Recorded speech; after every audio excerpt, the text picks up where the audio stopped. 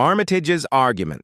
Chris, your essay attempts to weave together prison anecdotes, psychological research, and political commentary into a thesis that conservatives in general, and Trump supporters in particular, exhibit lower empathy and share traits with sex offenders. You frame your story with a personal prison experience, which makes the essay more compelling to general readers. The dayroom TV imagery is vivid and memorable. Your use of research, citing a range of studies, Fazel and Danesh, 2002, Zeberjadi, 2023, Morris, 2020, Costello, 2022, to support claims about empathy differences and personality disorders is commendable. Even if selectively applied, citing neuroscience and psychology lends authority. Then you continue to try to link micro to macro. Your prison as a mirror of politics metaphor ties your anecdotes to his broader thesis about American conservatism. This and other features reveal your weaknesses in your argument. It is simply anecdotal bias. Chris, your observations about prisoners watching Trump on TV are not systematically measured data. They are anecdotal impressions projected onto an entire ideology. Chris, you are simply cherry-picking research. It is laughable that the neuroscience and psychology studies are framed in a one-sided way. For example, empathy tests are context-dependent and politically loaded, but you present them as if they are immutable truths about conservative brains. Your views are simply false equivalences. You equate Trump supporters with sex offenders by association. This is a classic guilt by association fallacy, where a minority group's behavior is used to tar millions of ordinary voters. Your overgeneralization moves from a handful of co-workers and inmates to sweeping claims about American conservatism as a personality disorder. This ignores diversity within conservative ranks. I believe you are knowingly projecting your partisan bias. You present the left's empathy as noble, even when it leads to violence, e.g. Antifa, while portraying right-wing empathy as non-existent.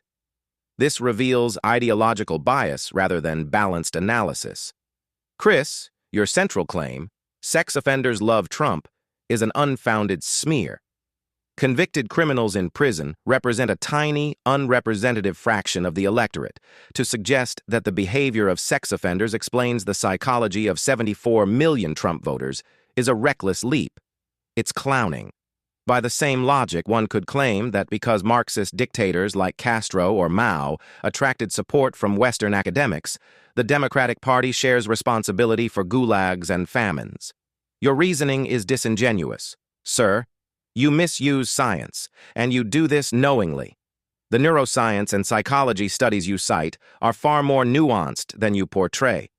Empathy tests often measure empathic concern towards strangers in experimental scenarios, not the real-world depth of sacrifice conservatives show toward family, church, and community.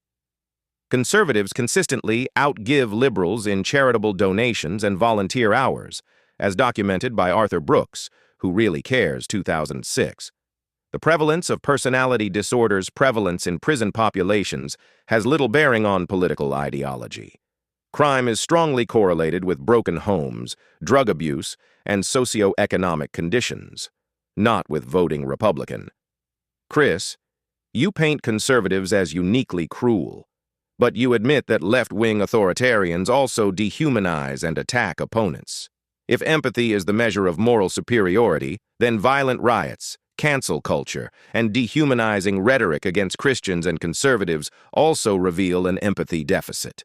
His attempt to excuse leftist aggression by saying it's for others is not science, but spin. Violence justified by higher empathy is still violence.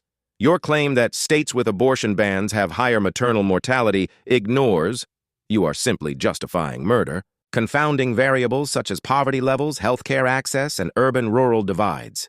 Correlation is not causation. By contrast, conservative policies on family stability, economic opportunity, and community support networks often produce stronger long-term outcomes than dependency on government systems.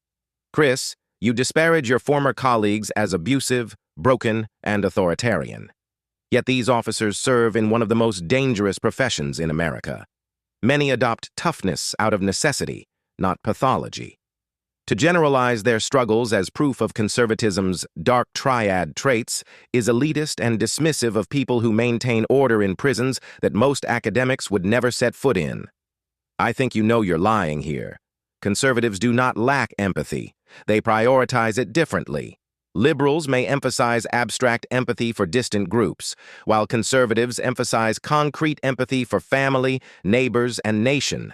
Neither is inherently superior. In fact, history shows that misplaced universal empathy can justify authoritarian overreach. Totalitarian regimes often justify tyranny in the name of the greater good. Therefore, Chris, your essay is less a scientific diagnosis than a partisan polemic disguised in psychological language.